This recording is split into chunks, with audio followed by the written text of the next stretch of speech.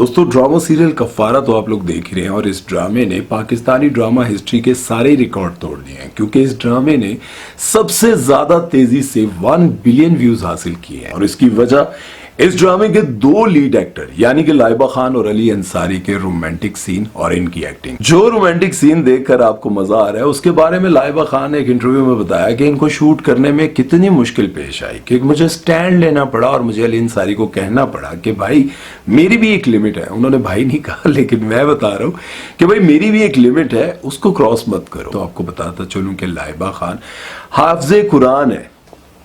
हैरानगी हो रही है जी, ये सच है। जब वो मैट्रिक कर रही थी तो इनकी छोटी बहन ईमान खान उन्होंने शोबिज़ इंडस्ट्री को ज्वाइन किया और वो अपनी अम्मी के साथ ऑडिशन देने जाती थी तो ये भी इनके साथ चली जाया करती थी और वहां पर जाने के बाद इनको कई बार बहुत सारे ड्रामों की ऑफर्स हुई लेकिन ये इनकार करती रही और कहती रही कि मैं बहुत शाय थी, इस वजह से मैं ड्रामों में काम नहीं करना चाहती थी। हर बार ऑफर आती थी और मैं ठुकरा देती थी लेकिन फिर एक दिन मैं मान ही गई और मैंने ड्रामा सीरियल अलिफ में पहली बार काम किया और उसमें मुझे सिर्फ 2 सीन का रोल मिला था।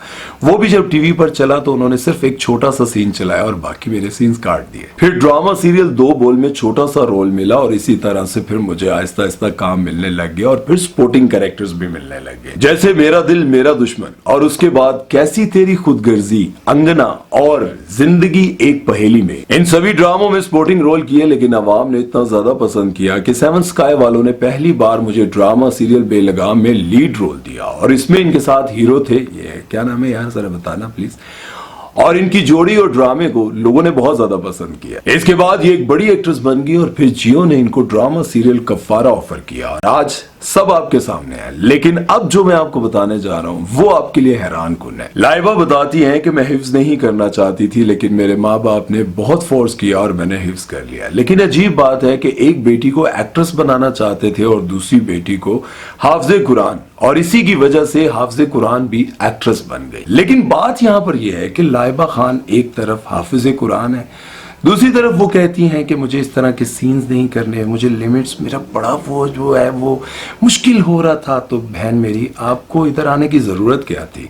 आप हाफिज़े कुरान हैं, आप हिफ्ज़ नहीं करना चाहती थी लेकिन अल्लाह ने आपके सीने में इस कायनात की सबसे बड़ी किताब कुरान मजीद आपके सीने में वो समा दी। लेकिन चले उसके बावजूद अगर आप इस फील्ड में आई गई हैं तो आपको ये सोचना चाहिए कि अगर आपको ये चीजें लिमिट से बाहर लगती हैं, ये काम अच्छे नहीं लगते, तो आप कुछ और देख लें। आप एंकर बन जाएं, आप होस्ट बन जाएं, कोई प्रोग्राम करने लग जाएं। आपको क्या जरूरत पड़ी एक्टिंग करने की? और दूसरी तरफ अगर हम बात करें अली अंसारी, जिन्होंने अपना बचपन, अपना मतलब 18-19 साल जो है वो सऊदीया में गुजारे, कितनी अच्छी जगह पर वक्त गुजारा, लेकिन वो भी इस फील्ड में आए। उन्होंने भी शादी सबूर अली से की, माशाल्लाह बहुत अच्छी इनकी जिंदगी गुजर रही है। और दूसरी तरफ देखें लाइबा खान को, तो लाइबा खान हाफिज़े कुरान है लेकिन इस फील्ड में आ गई। तो बात यह है कि तरबियत में ये चीज़ें बहुत अहम है बतानी कि आपको हाफिज़े कुरान बनने के बाद आपको रास्ता कौन सा चूज करना है। बहरहाल एक बात उनकी बहुत अच्छी है कि वो अपने आप को कवर्ड रखती हैं, कभी भी बेहुदा किस्म के लिबास नहीं पहनती। पाकिस्तान के एक बहुत बड़े एंकर जिनको मैं ज़ाती तौर पर बहुत पसंद करता हूं और मैं उनको देख देख कर सोचता था कि पाकिस्तान में ऐसे दिलेर एंकर होने चाहिए। उनको भी एक बात बहुत ज्यादा बुरी लगी डॉक्टर साहब की, वो ये थी, लेकिन इसका जवाब आप लोगों ने मुझे कॉमेंट सेक्शन में जरूर देना है। क्या उनको ठीक बात बुरी लगी? डॉक्टर साहब ने ये कहा था कि ये जितने भी होस्ट हैं, एंकर हैं, ये जब भी लड़कियों के साथ काम करते हैं तो ऐसा मुमकिन ही नहीं है कि जितनी देर वो किसी लड़की के साथ काम करते हैं तो उनके जहन में कोई गलत ख्याल ना आए। ये मुमकिन ही नहीं है, इसलिए ये काम करना बिल्कुल भी जायज नहीं है। इस बात को इकरारुल हसन पकड़ते हैं और उन्होंने ये कहा कि पहले बहुत सारे लोग डॉक्टर जाकिर नाइक के खिलाफ बात कर रहे थे। मैंने कहा छोड़ो, कोई ऐसी बात नहीं, खामोश रहते हैं।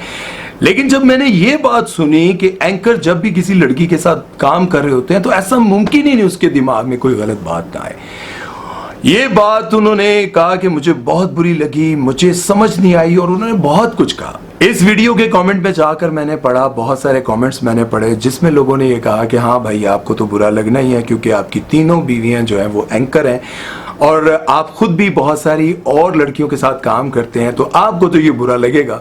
अब मैंने ये बात सोची क्योंकि मैं बहुत सारे प्रोग्राम्स में जाता रहा हूँ और मैंने देखा कि बहुत सारी ऐसी एंकर्स हैं, एक्ट्रेस हैं जिनका लिबास वाकई ऐसा होता है कि अगर आपकी नजर उठी तो यकीनन मैं अपनी जात की बात नहीं करता हूँ, वहां पर मैंने बहुत सारे लोगों के मुंह से सुना, उनकी जुबान से सुना। मैंने कई बार उनके साथ प्रोग्राम करते हुए उनकी बातें सुनी तो मैं बड़ा हैरान हुआ कि यार वाकई इस तरह के लोग भी हैं, इस तरह की बातें भी करते हैं, इसमें कोई शक नहीं।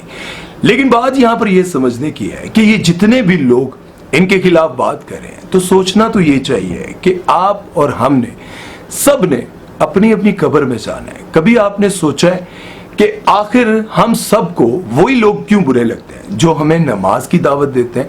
आखिर वही लोग हमें क्यों बुरे लगते हैं? क्योंकि ये सब कुछ इसलिए होता है कि गुनाह करते करते हम रोते नहीं है, माफी नहीं मांगते। कहते हैं ये गुनाह करने के बाद दिल के ऊपर एक काला डॉट लग जाता है, और अगर हम उस गुनाह की माफी नहीं मांगते तो वो काला डॉट वहीं रह जाता है, और उसके बाद हम गुनाह करते हैं तो वो डॉट लगते रहते हैं। हमें अपने गुनाहों पर नदामत भी नहीं होती, शर्मिंदगी नहीं होती, ना हम रोते हैं ना हम माफी मांगते हैं।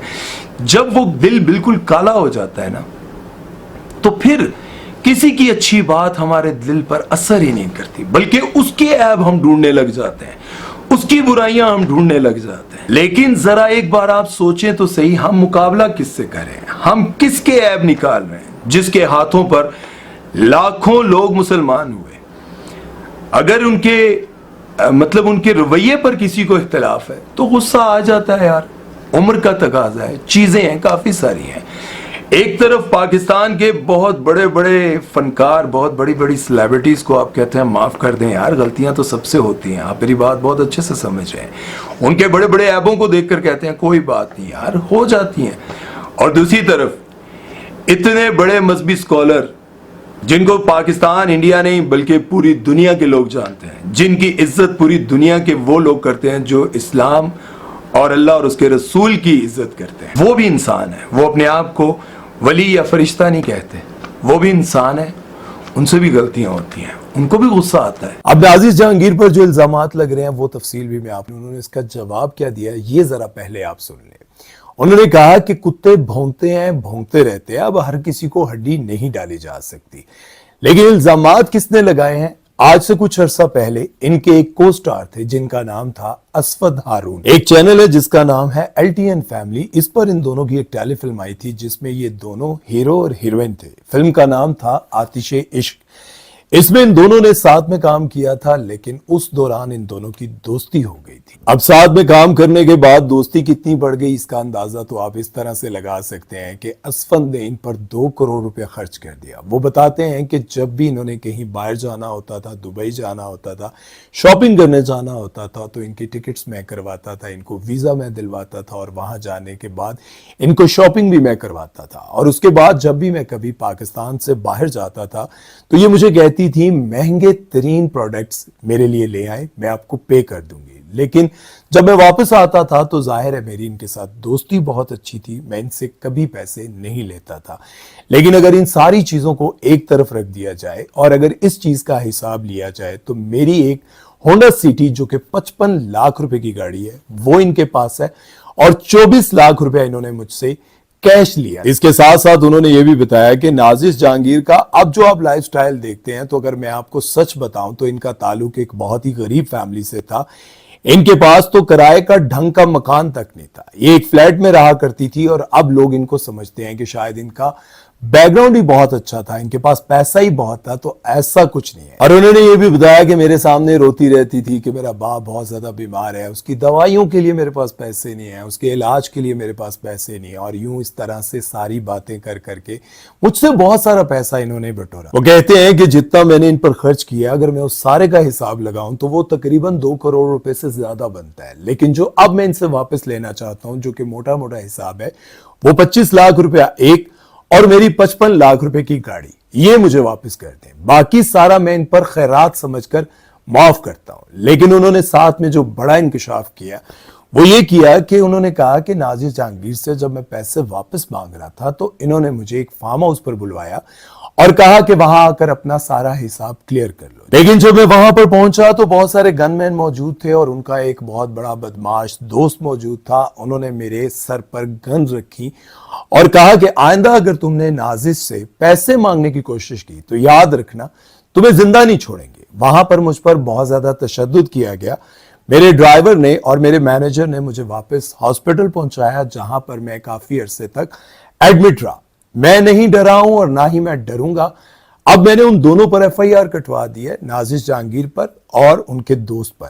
मुझे अपना पैसा वापस चाहिए हर सूरत, और मैं लेकर रहूंगा। यहां मैं आपको एक बात बताता चलूं कि ये कोई पहली बार नहीं हो रहा। यहां पर और भी बहुत सारे ऐसे एक्टर्स हैं जो ऐसा काम कर चुके हैं, जैसे कि वीना मलिक ने इल्जाम लगाया था, जो हमारे बहुत अच्छे क्रिकेटर थे जिनका नाम है मोहम्मद आसिफ। वीना मलिक ने कहा कि इन्होंने मुझसे बहुत सारा पैसा खाया, इवन कि इनके घर में जो पर्दे लगा करते थे वो भी मेरे पैसों से लगा करते थे, इनके घर के बिल भी मैं अदा किया करती थी। उसके बाद आप लोगों को याद होगा, एक एक्ट्रेस है इंडियन जिनका नाम है राखी सावंत। उन्होंने एक मुसलमान के साथ शादी की थी, तो उन्होंने भी इल्जाम लगाया था कि राखी सावंत से मैंने बहुत सारा पैसा लेना है। राखी सावंत अपनी जगह इल्जाम लगाती रही कि ये मुझ पर बहुत ज्यादा अजीबोगरीब मेरे साथ हरकतें करते रहे, पता नहीं, मैं वो बयान नहीं कर सकता।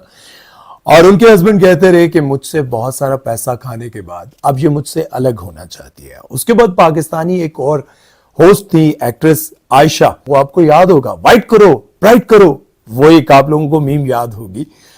वो पाकिस्तानियों का करोड़ों रुपया फ्रॉड करके पाकिस्तान से फरार हो गई थी। ये मैं नहीं कह रहा हूं, बल्कि लोग कहते हैं और उन पर बहुत सारे केसेस भी हैं। वो पाकिस्तान से फरार हो गई थी और वापस पाकिस्तान नहीं आई।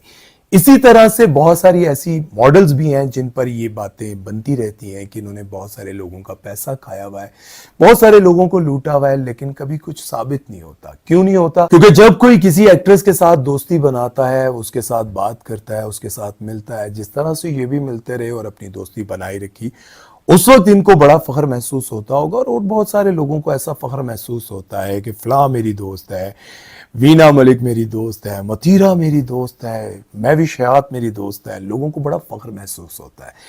लेकिन जब वो करोड़ों रुपया खर्च कर देते हैं, जैसे एक डांसर है महक मलिक, आपने कभी उनका शो देखा? उनके शो पर करोड़ों रुपया उड़ा दिया जाता है। वैसे वो देखते ही देखते ऐसे कैसे अमीर हो सकती है? मेरा ख्याल है 4-5 करोड़ की तो उनके पास गाड़ियां हैं, इन पर करोड़ों रुपया लुटाया जाता है। उनको समझ ही नहीं आती। जब कोई किसी एक्ट्रेस, मॉडल या किसी डांसर के साथ दोस्ती करता है तो वो अपना करोड़ों रुपया खर्च करता है, और उसके बाद जब उसे होश आती है तब वो किसी तंदूर पे काम कर रहा होता है और वो डांस करने वाली किसी बहुत बड़े महल में बैठी होती है। लेकिन जब तक इनका रिलेशनशिप चल रहा होता है तब तक इनको बहुत फख्र होता है, दोस्तों को बड़े फख्र से बताते हैं। लेकिन जब इनसे सब कुछ लूट लिया जाता है, मैं नाजिश जहांगीर के हवाले से ये बात नहीं कर रहा हूं, मैं ओवरऑल बात कर रहा हूं। बहुत सारे लोग एक्ट्रेस के साथ दोस्ती लगाने के बाद, पैसा खर्च करने के बाद, सब कुछ लुटाने के बाद, जब उनको समझ आती है तब वो रो रहे होते हैं कि मेरे पास कुछ नहीं बचा। आपने बहुत सारे फनकारों को देखा होगा, अपने कैरियर के पीक पर होते हैं, करोड़ों रुपया कमाते हैं, लेकिन जब वो बूढ़े होते हैं तो उनके पास कुछ नहीं होता। अब उनके पास क्यों कुछ नहीं होता? क्योंकि जवानी में उनके पास जब पैसा होता है, खूबसूरती होती है, कैरियर होता है, काम होता है, तब वो काम के बाद सीधे घर नहीं जाते, बल्कि उन खूबसूरत हसीन एक्ट्रेस के पास जाते हैं, जिनके पास जाने के बाद वो कंगले हो जाते हैं। आपने नदीम बेग को देखा होगा, पाकिस्तान का बहुत बड़ा नाम, पुरानी फिल्मों के हीरो और बड़े सुलझे हुए, उनके पास सब कुछ है। राही साहब के पास सब कुछ था, मोहम्मद अली के पास सब कुछ था, इनके पास पैसा, दौलत, शोहरत सब कुछ थी, और एंड तक रहा सिर्फ इसलिए क्योंकि ये अपने काम के बाद सीधा अपने घर जाते थे और अपनी वाइफ के साथ अपना रिलेशन रखते थे। लेकिन जितने भी पाकिस्तान के सिंगर, एक्टर, स्टेज के काम करने वाले, ये जितने भी लोग थे जिनका आखिरी वक्त मुश्किल में गुजरा, वो सिर्फ इसलिए गुजरा क्योंकि वो अपनी जवानी में अपने पैसे को उड़ाते रहे। इसलिए याद रखें कि कभी भी किसी की खूबसूरती पे अपना रुपया, अपना पैसा, अपना वक्त जाया ना करें अगर वो आपके साथ सिंसियर नहीं है।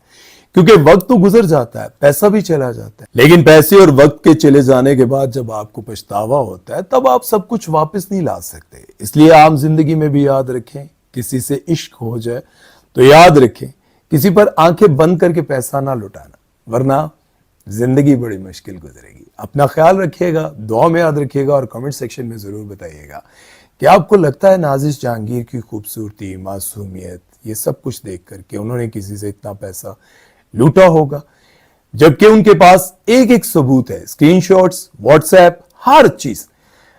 अब आप लोग अपनी राय कमेंट सेक्शन में जरूर दीजिएगा, और सुमैर चौधरी को दीजिए इजाजत। अल्लाह हाफिज।